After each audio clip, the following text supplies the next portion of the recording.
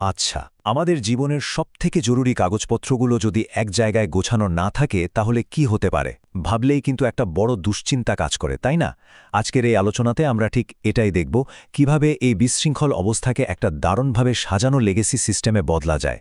এর পেছনের যে একটা আর্কিটেকচার বা স্থাপত্য আছে সেটা বোঝার চেষ্টা করব। এই কথাটা দিয়েই তাহলে শুরু করা যাক। কথাটা শুনলে কিন্তু গায়ে কাটা দিয়ে ওঠে, তাই না? কিন্তু এর ভেতরে সত্যিটা আরও অনেক বেশি গভীর। আচ্ছা, এই যে টাইম বোমার কথা বলা হচ্ছে, এটা আসলে কি, আর কেনই বা এটা আমাদের প্রিয়জনদের জন্য এতটা বিপজ্জনক হয়ে উঠতে পারে? চলুন একটু গভীরে যাওয়া যাক। আসলে এই লুকানো টাইম বোমাটা আর কিছুই না।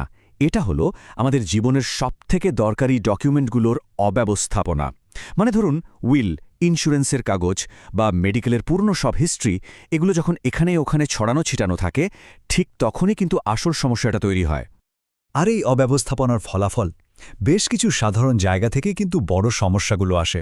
যেমন ধরুন, উইলটা এমন জায়গায় রাখা হলো যে দরকারের সময় আর খুঁজেই পাওয়া গেল না, কিংবা ইন্স্যুরেন্স পলিসিটা কোথায় সেটাই কেউ জানে না।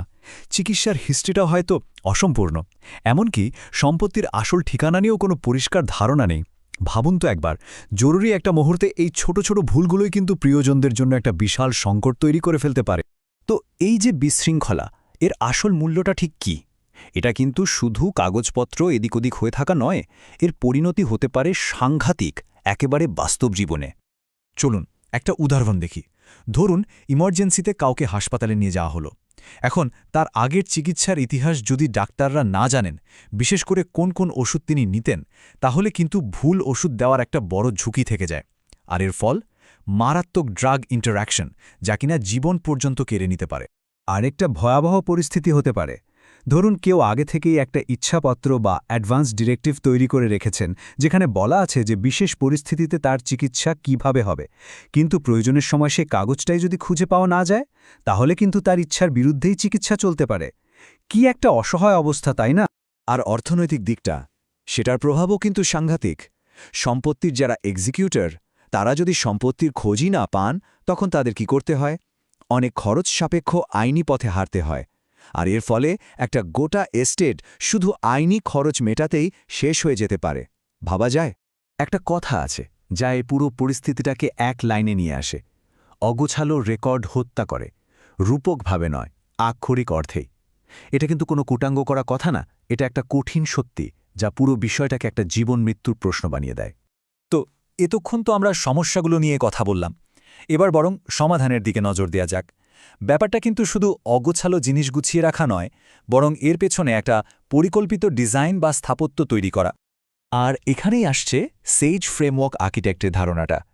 দেখুন, এটা কিন্তু শুধু ফাইলপত্র গোছানোর কোনো সাধারণ পদ্ধতি না, এটা হলো লিগাসি ম্যানেজমেন্টের জন্য একটা স্ট্র্যাটেজিক সিস্টেম। এর মূল কাজটাই হলো বিশৃঙ্খলার ভেতর থেকে একটা প্যাটার্ন খুঁজে বের করা এবং সেটার উপর ভিত্তি করে একটা কার্যকরী ব্যবস্থা গড়ে তোলা।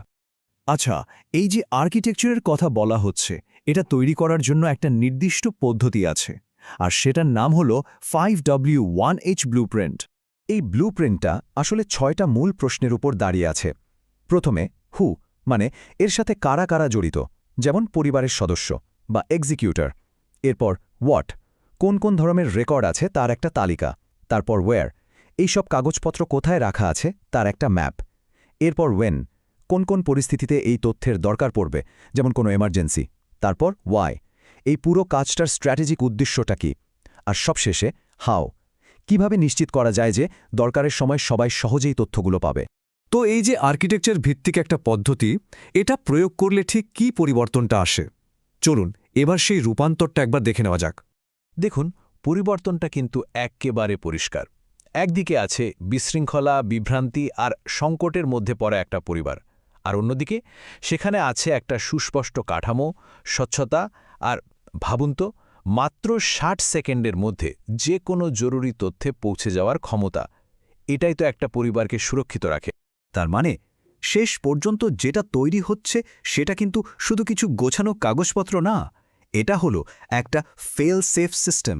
মানে এমন একটা শক্তিশালী কাঠামো যা একজনের সারা জীবনের অর্জনকে সুরক্ষিত রাখে, আর এটা নিশ্চিত করে যে ঠিক সময়ে ঠিক মানুষের কাছে, বিশেষ করে কঠিন চাপের মুহূর্তে, সব তথ্য পৌঁছে যাবে।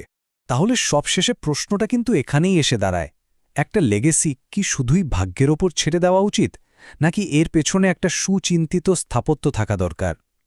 এই সিদ্ধান্তটাই কিন্তু একটা লেগেসির ভবিষ্যৎ ঠিক করে দেয়।